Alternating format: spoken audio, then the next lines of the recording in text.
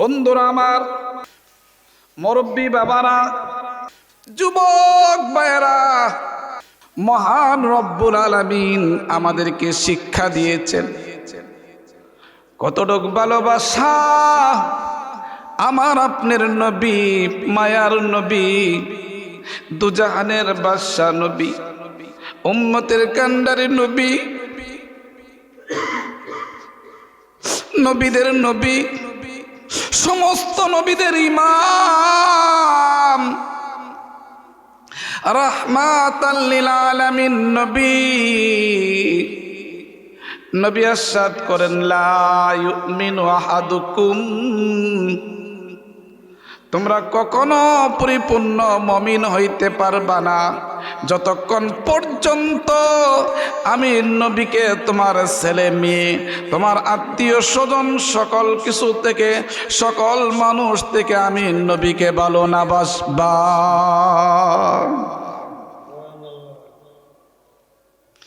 তাহলে সবচেয়ে বেশি কাকে ভালোবাসতে হবে? রাসূলকে বেশি ভালোবাসতে হবে। কথা বলেন, কথা ঠিক কিনা?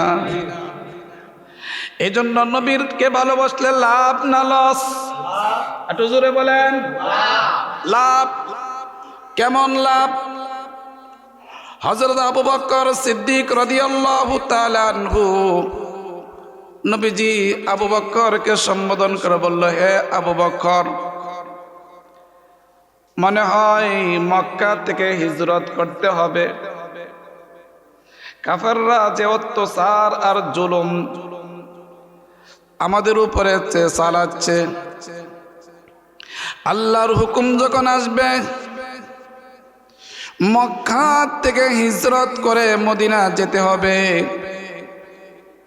এই কথাটুকু যখন বললেন, বন্ধুরা আমার খুব খেয়াল, খুব মনোযোগ। কেমন ভালোবাসা ছিল নবীর প্রতি আবু বকরের, কতটুক মহব্বত ছিল। এত বড় সম্ভ্রান্ত পরিবারের সন্তান, মক্কার প্রতিষ্ঠিত একজন ব্যবসায়ী, দুনিয়ার সব কিছুকে তুচ্ছ করে আল্লাহর নবীর মহব্বতে সব কিছু বিলীন করে দিলেন, নিঃস্ব হয়ে গেলেন। আবু বকরকে যখন নবী বললেন, হে আবু বকর, তুমি আমার হিজরতের সাথী, তুমি আমার হিজরতের সাথী, তুমি আমার সঙ্গে হিজরত করবা রাজি আছো? উনি বলেন, ইয়া রাসূলুল্লাহ, ইয়া হাবিবাল্লাহ, আমি রাজি আছি। এই কথা বলে দুইজন দুই দিকে চলে গেলেন। আমার নবীর জায়গায় চলে গেলেন। আবু বকর বাসায় গিয়ে স্ত্রীকে সম্বোধন করলে বললেন, ও আমার প্রাণের স্ত্রী, ও আমার কলিজার টুকরা স্ত্রী, আমার নবী বলেছেন মক্কা থেকে হিজরত করে চলে যাবে, আমি নাকি আমার নবীর হিজরতের সঙ্গী হব। তুমি খুশি না বেজার? আবু বকরের স্ত্রী চিৎকার করে বললেন, আলহামদুলিল্লাহ। কি বললেন? আলহামদুলিল্লাহ। সবাই একসাথে বলুন, আলহামদুলিল্লাহ। আমাদের স্ত্রীরা হলে কি বলতো? আমাদের স্ত্রীরা বলতো, তো তুমি যদি নবীর সাথে, হুজুরের সাথে যাইবা গা, তা আমার একটা কাগজ দিয়া যাও, আমিও যাইগা। তোমার বাচ্চা কাচ্চার যাই হইতে হইতে। আবু বকরের স্ত্রী বললেন, আলহামদুলিল্লাহ। ও নবী, হে আবু বকর, নবীর সাথে তুমি যাইবা, এতে সৌভাগ্যের আর কি হইতে পারে? যাও, বিদায় দিলাম, যাও প্রাণের স্বামী, তুমি যাও। আবু বকর ডেকে বলেন, ও আমার প্রাণ স্ত্রী, নবী তো আজকে যেতে বলে নাই, দাও তোমার সামানগুলি আমি গুছায় দিলাম। কোন দিন নবী ডাক দেয়, নবীর কষ্ট হবে। এশার নামাজ আদায় করে আবু বকর সিদ্দিক রাদিয়াল্লাহু তাআলা আনহু তিনি তার এই গাটুরিটা সাথে করে নিয়া দরজার মধ্যে এইভাবে টেক লাগায় দাঁড়ায় থাকে। ভাইরা আমার, বন্ধুরা আমার, একদিন দুই দিন নয়, 1 মাস 2 মাস নয়, এইভাবে 6টি মাস অতিবাহিত হয়ে গিয়েছে। 6 মাসের মাথায় নবী আলাইহিস সালাতু ওয়াস সালাম, আমার আপনার নবী, মায়ার নবী, দয়ার নবী, রহমতে আলম নবী, দুজাহানের বাদশা নবী, সাইয়্যিদুল মুরসালিন নবী, রাহমাতাল লিল আলামিন নবী, কোরআনে ফরমান, বলুন না, রাহমাতাল লিল আলামিন নবী, কোরআনে ফরমান, আশিক বিনে কে বুঝিবে আমার দয়ার নবীর শান। রাহমাতাল লিল আলামিন নবী, কোরআনে ফরমান, উম্মত বিনে কে বুঝিবে আমার মায়ার নবীর শান। একটা জবান বন্ধ রাখবেন না, একবার কি আল্লাহু আকবার বলা যায়? নবী আমার মদিনারি বুলবুল,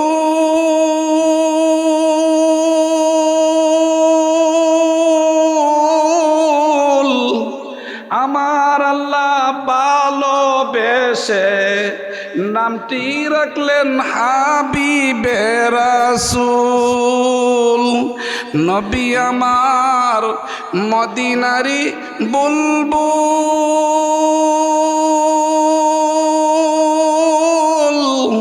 আমার আল্লাহ ভালোবেসে নামটি রাখলেন মুহাম্মদ রাসূল। সেই বুঝিলে, সেই নবীকে বুঝিলে ঈমান থাকবে না। রাহমাতাল লিল আলামিন নবী, রাহমাতাল লিল আলামিন নবী, কোরআনে ফরমান, আশিক বিনে কে বুঝিবে আমার নবীর শান।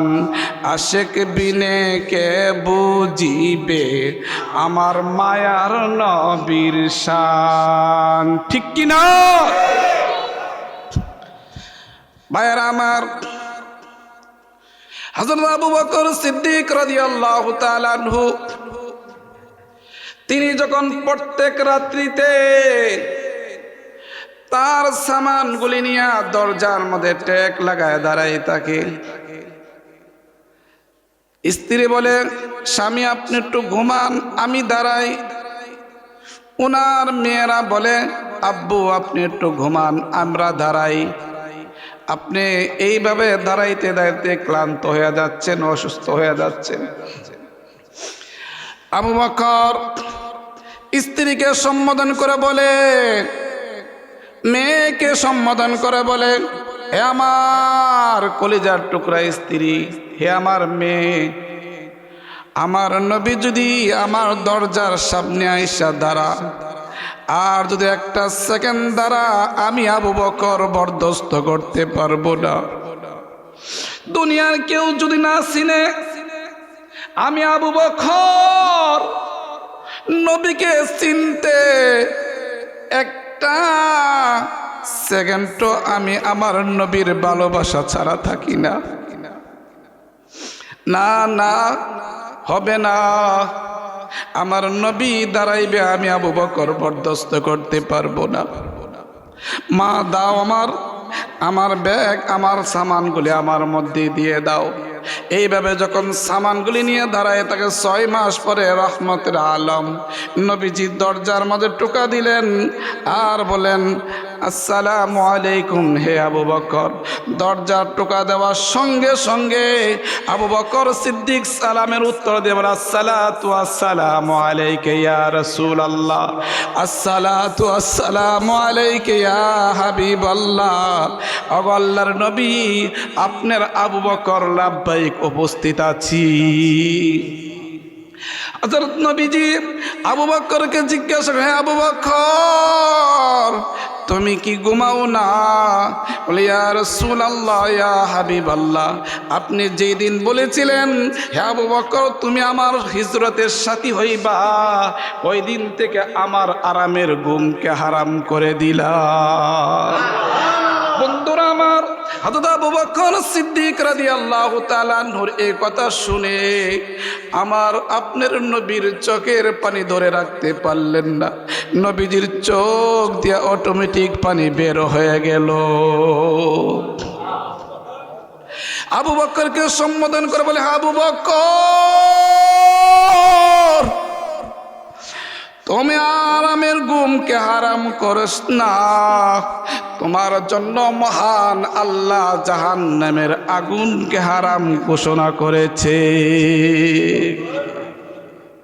শুধু তাই নয়, আবু বকর সিদ্দিক রেখে নিয়ে যখন তিনি চলে গেলেন, হেরা গুহার মধ্যে অবস্থান করলেন। অবস্থান করার সঙ্গে সঙ্গে আল্লাহর কুদরত বোঝা যায় না।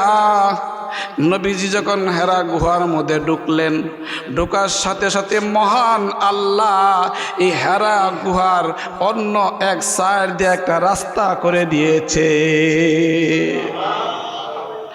উপরে মাকড়সা জাল বেঁধেছে, উপরের মধ্যে কবুতরে জালালি কবুতর মুহূর্তের মধ্যেই বাসা করে ডিম পেরেছে। চিৎকার করে বলেন আল্লাহু আকবার। কাফেররা এই পর্যন্ত চলে যা, কিন্তু তাদের দিমাগে ধরে না এই গুহার ভিতরে ঢুকবে কি করে। আর এই দিকে দা সব কিছু ওইগুলির দিকে যখন তাদের বিশ্বাস হয় না, চলে গেলেন। হযরত ঈসা আলাইহিস সালাতু সালামের জমানায় একটি সাপ শুনেছিলেন, এমন একজন পয়গম্বর দুনিয়াতে আসবে যার উসিলা মহান আল্লাহ সব কিছু সৃষ্টি করেছে। এই নবীর নাম হবে মুহাম্মাদুর রাসূলুল্লাহ সাল্লাল্লাহু আলাইহি ওয়াসাল্লাম। ওই নবীকে দেখার জন্য মহান রব্বুল আলামিনের নিকট দোয়া করেছিলেন, সেই দোয়া কবুল।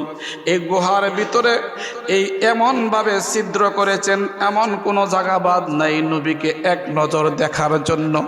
কিন্তু আবু বকর তো নবীকে বেশি ভালোবাসে, এজন্য তার মাথার পাগড়িটা ছিঁড়ে সমস্ত গর্তগুলির মুখ বন্ধ করে দিয়েছে, কিন্তু একটি গর্তের মুখ বন্ধ করতে পারে নাই।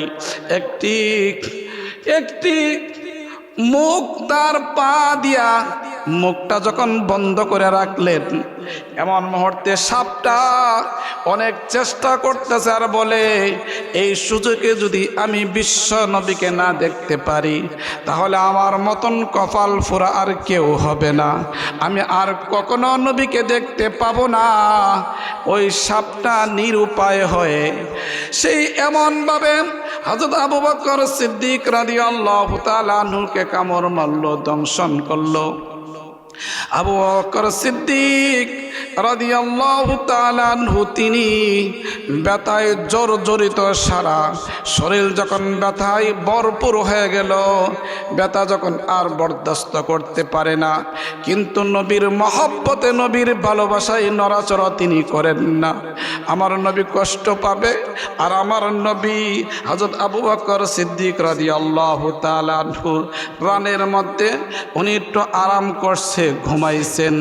এই মুহূর্তে ব্যথার যন্ত্রণা যখন সহ্য না করতে পারে, আবু বকর সিদ্দিক রাদিয়াল্লাহু তাআলা আনহুর এক ফোঁটা চোখের পানি আমার আপনার নবী, মায়ার নবী, দুজাহানে বাদশা নবী, নবীজির গাল মুবারকের মধ্যে পড়ে গিয়েছে।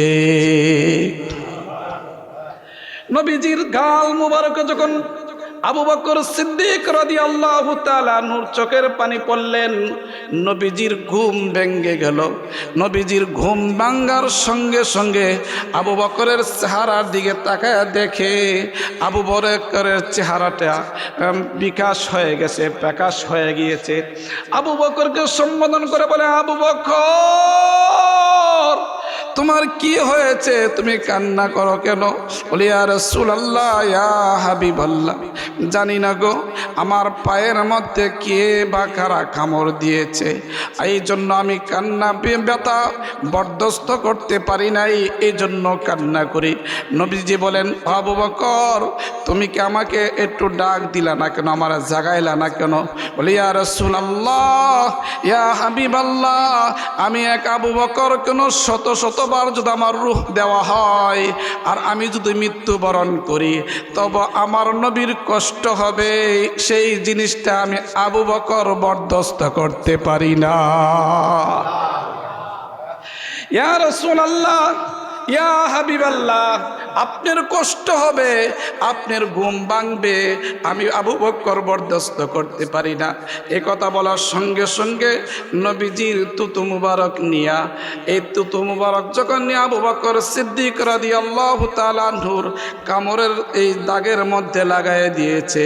লাগানোর সঙ্গে সঙ্গে আবু বকর সিদ্দিক রাদিয়াল্লাহু তাআলা আনহু সুস্থ হয়ে গিয়েছে। এজন্য এক কবি বলেন, সাপের বিষ পানি হলো লালাতে তোমার, বলেন না, সাপের বিষ পানি হলো লালাতে তোমার, আবু বকর সুস্থ হলো মুজেজা তোমার, ঠিক কিনা? সাপের বিষ পানি হলো লালাতে তোমার, আবু বকর সুস্থ হলো মুজেজা তোমার, মুজেজা তোমার। তুমি পিয়ারা খুদার, তুমি হাবিব আল্লাহর, তুমি পিয়ারা খুদার, তুমি হাবিব আল্লাহর, ঠিক কিনা? এজন্য ভাইরা আমার, হযরত আবু বকর সিদ্দিক রাদিয়াল্লাহু তাআলা আনহু তিনি যখন সুস্থ হয়ে গেলেন, সুস্থ হওয়ার পরে সাপটা বের হয়ে এইভাবে লাফালাফি করে আল্লাহর নবীর সামনে যখন এইভাবে তাকা, একবার আকাশের দিকে তাকা, একবার নবীজির চেহারা মুবারকের দিকে তাকা, সাপের জবান তো বন্ধ, সাপের চোখ দিয়ে পানি জোর জোর করে পড়ছে। কি বা কে জানে বলবে, এই অবস্থা বোঝা যাচ্ছে কিন্তু ভাষা তো বোঝা যায় না। এই চোখের পানির কারণে মহান রব্বুল আলামিনের রহমতের দুনিয়ার মাঝে জুস মারছে রে বন্ধু। আল্লাহ রব্বুল আলামিন সাপের জবান খুলে দিয়েছে, চিৎকার করে বলেন সুবহানাল্লাহ। সাপটা বলে, ইয়া রাসূলুল্লাহ, ইয়া হাবিবাল্লাহ, আবু বকরকে কষ্ট দেওয়ার জন্য আমি কামড় দেই না, আমি এই জন্যই কামড় দিয়েছি গো ইয়া রাসূলুল্লাহ। যার উসিলা, আপনার উসিলা আমি সাপকে আল্লাহ সৃষ্টি করেছেন, তামাম পৃথিবীর সমস্ত মাখলুকাতকে সৃষ্টি করেছেন।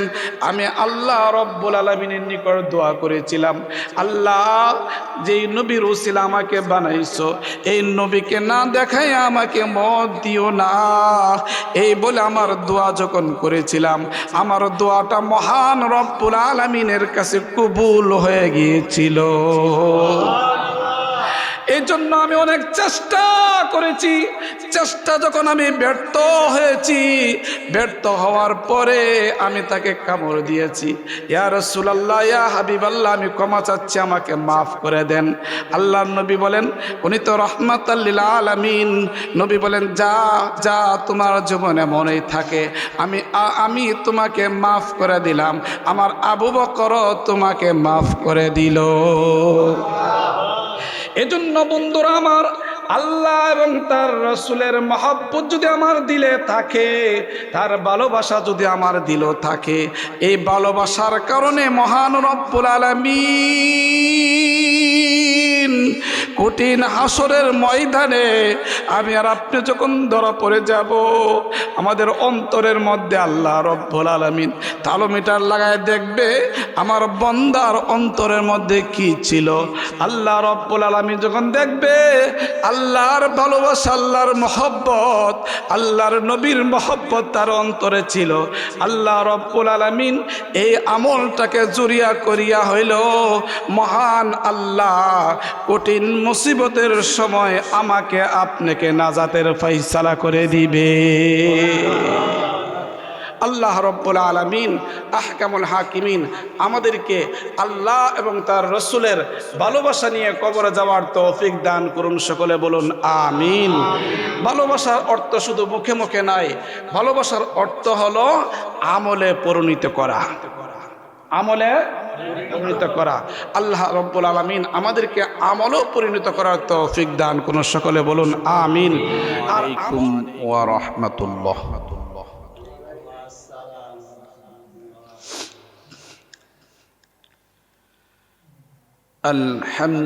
আলহামদুলিল্লাহ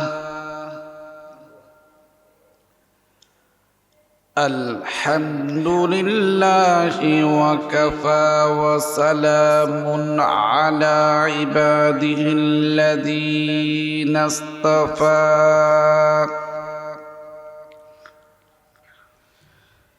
أما بعد فقد قال الله تعالى في كلامه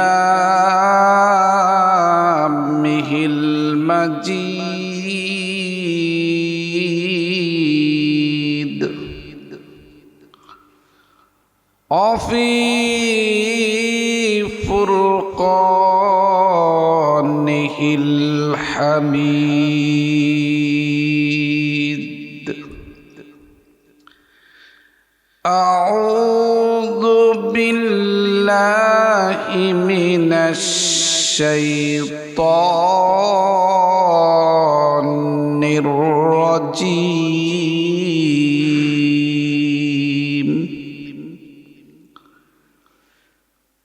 بسم الله الرحمن الرحيم.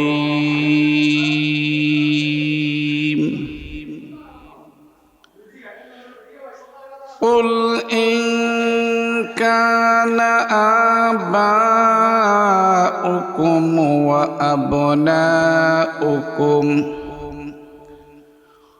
وإخوانكم وأزواجكم وعشيرتكم وأموال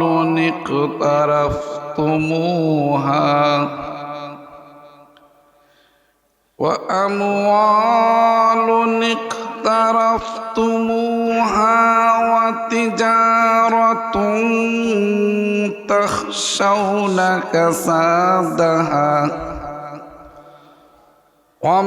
ومساكن ترضونها أحب إليكم من الله ورسوله وجهاد في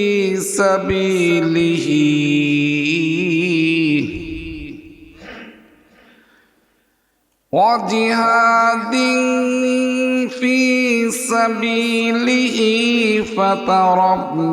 فتربصوا حتى يأتي الله بأمره والله لا يهدي القوم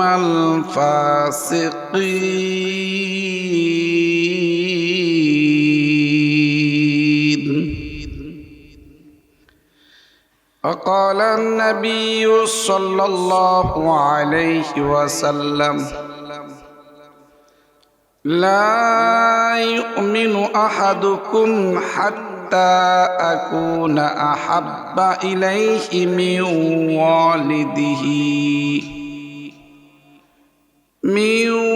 والده وولده والناس أجمعين.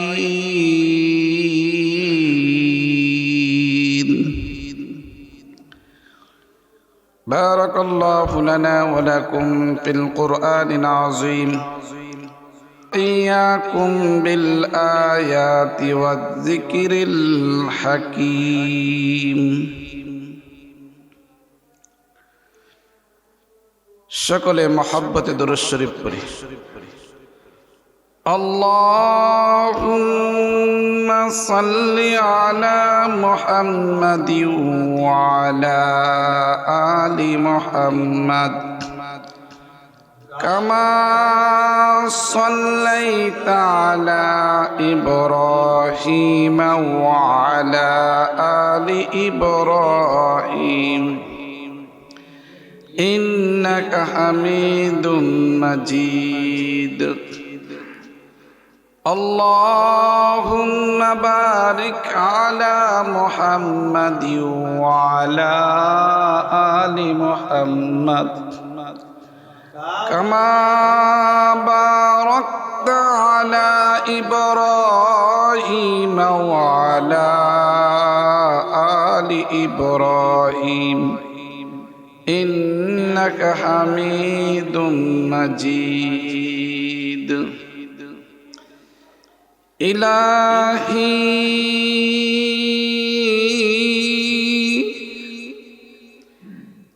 देखा दे हमें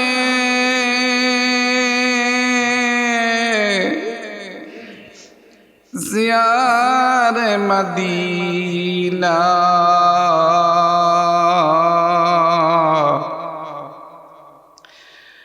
इलाही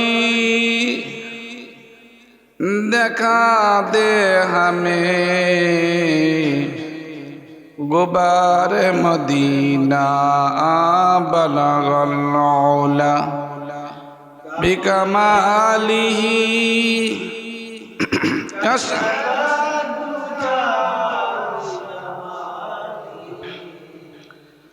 हसनत जमीउ खिसालिही सल्लु अलैहि वालिहि ला इलाहा ला इलाहा ला इलाहा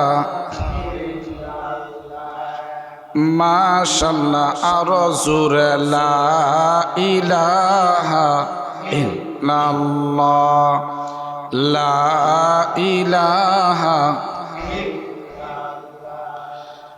ला इलाहा ला इलाहा इल्लल्लाह ला इलाहा इल्लल्लाह ला इलाहा इल्लल्लाह ला इलाहा प्रेम की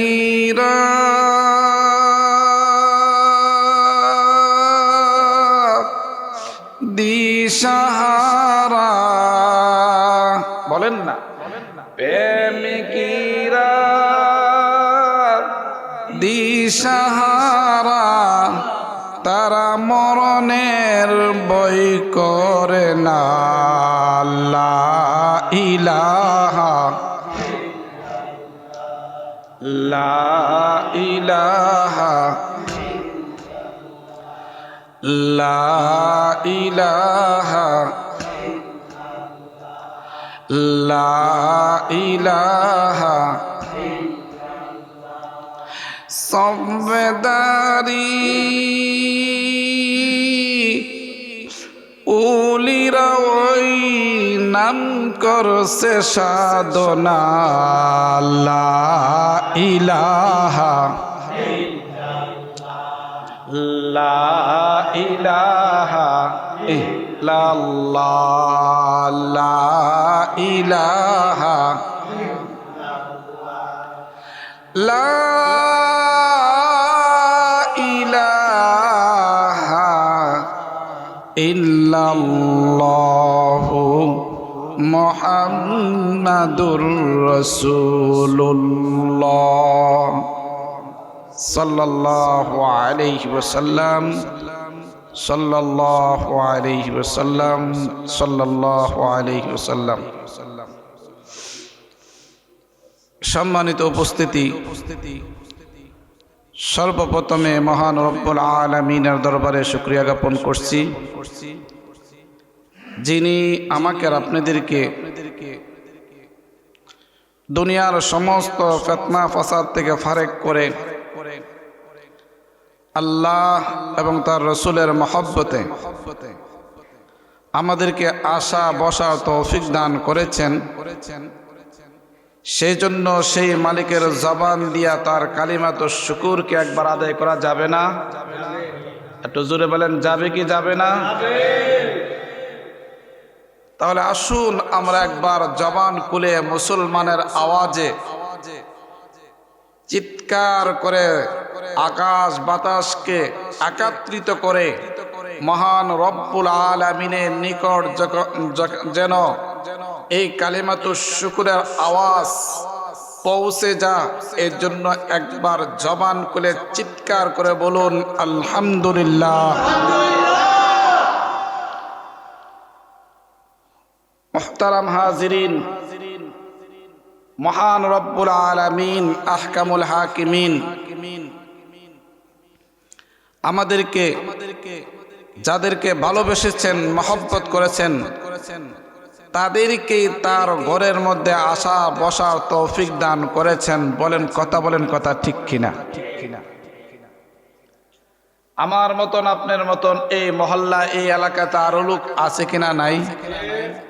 সবাইকে আসতে পারছে? পারে নাই। তাহলে বোঝা গেল আমার থেকে আপনার থেকে অনেক শক্তিশালী, অনেক যুবক, অনেক বুদ্ধি, অনেক শক্তি থাকা সত্ত্বেও তারা আসতে পারে নাই। তাহলে নিজের ইচ্ছায় নেক কাজ করার কোনো ক্ষমতা নাই। নেক কাজ করার ক্ষমতা দেওয়ার একমাত্র মালিককে। এজন্য যাদেরকে আল্লাহ পাক রব্বুল আলামিন নেক কাজ করার তৌফিক দান করেন, তারাই নেক কাজ করতে পারে। বলেন সুবহানাল্লাহ। আমি আমার সংক্ষিপ্ত খুতবার পরে দুজাহানের বাদশা রাসূল আরবি সাল্লাল্লাহু আলাইহি ওয়াসাল্লামের উপর কয়েক মর্তবা দরুদ ও ইস্তিগফার পাঠ করেছি। যেই নবীকে সৃষ্টি না করলে আল্লাহ রব্বুল আলামিন কোনো কিছুই সৃষ্টি করতেন না।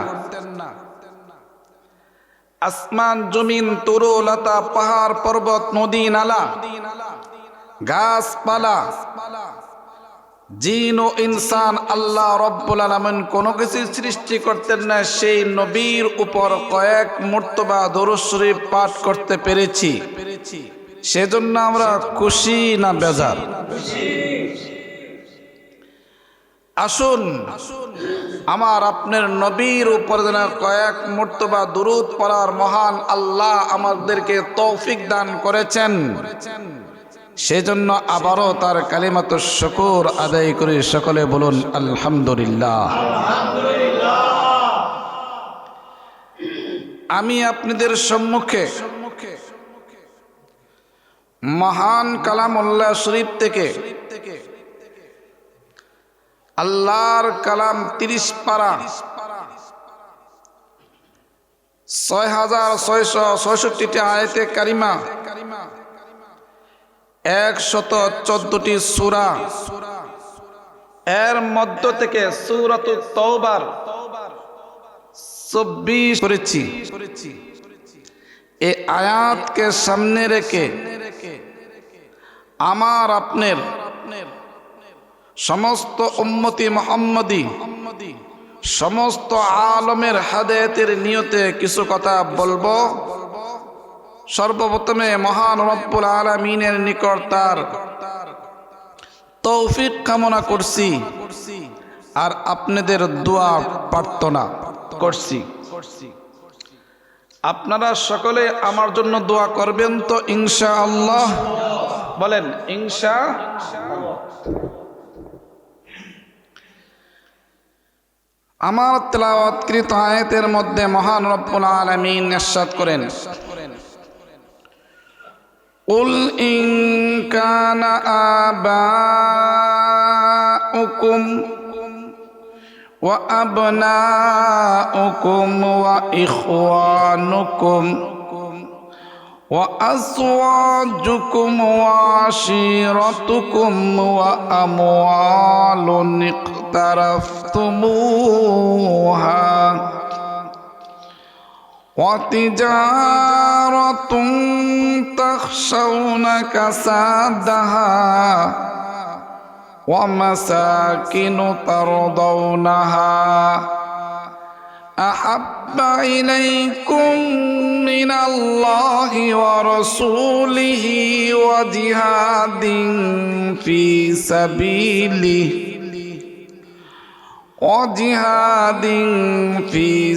সাবিলিহি ফাতারাব্বাসু হাত্তা ইয়াতিয়াল্লাহু বিআমরিহি والله لا يهدي القوم الفاسقين আল্লাহ রাব্বুল আলামিন ইরশাদ করেন, কুল, হে নবী আপনি বলুন, ইন কানা আবাউকুম ওয়া আবনাউকুম ওয়া ইখওয়ানুকুম, যদি তোমাদের পিতৃগণ, তোমাদের সন্তানগণ, তোমাদের বাতাগণ, ওয়া আযওয়াজুকুম, তোমাদের স্ত্রীগণ, ওয়া আশীরাতুকুম, তোমাদের সগোত্র, ওয়া আমওয়ালুন ইকতারাফতুমুহা, আর ওই ধন সম্পদ যা তোমরা অর্জন করেছ, ওয়া তিজারাতুন তাখশাউনা কাসাদাহা, আর যেই ব্যবসা যার মন্দার আশঙ্কা তোমরা করছো, ওয়া মাসাকিনু তারদাউনাহা, আর যে গৃহে তোমরা বসবাস করো, আহাব্বা ইলাইকুম মিনাল্লাহি ওয়া রাসূলিহি ওয়া জিহাদিন ফি সাবিলিহি, যদি এই সব যদি তোমাদের নিকট আল্লাহ এবং তার রাসূলের চেয়ে তোমাদের কাছে বেশি প্রিয় হয়, ফাতারাব্বাসু হাত্তা ইয়াতিয়াল্লাহু বিআমরিহি, তবে তোমরা অপেক্ষাই করো, আল্লাহর শাস্তির জন্য তোমরা অপেক্ষাই করতে থাকো। একবার কি চিৎকার করে নাউজুবিল্লাহ বলা যাবে না? তাহলে আমরা এই আয়াত থেকে বুঝতে পারলাম, এই আয়াতে কারিমা থেকে বুঝতে পেরেছি মা বাবা থেকে, সন্তান থেকে, ভাই থেকে, স্ত্রী থেকে, নিজের গোত্র থেকে, নিজের বংশ থেকে, নিজের উপার্জিত মাল থেকে, ব্যবসা বাণিজ্য থেকে, বাসস্থান থেকে সবচেয়ে বেশি কাকে ভালোবাসতে হবে? কাকে ভালোবাসতে হবে? আল্লাহ এবং তার রাসূলকে, আল্লাহ এবং তার রাসূলকে। ভাইরা আমার,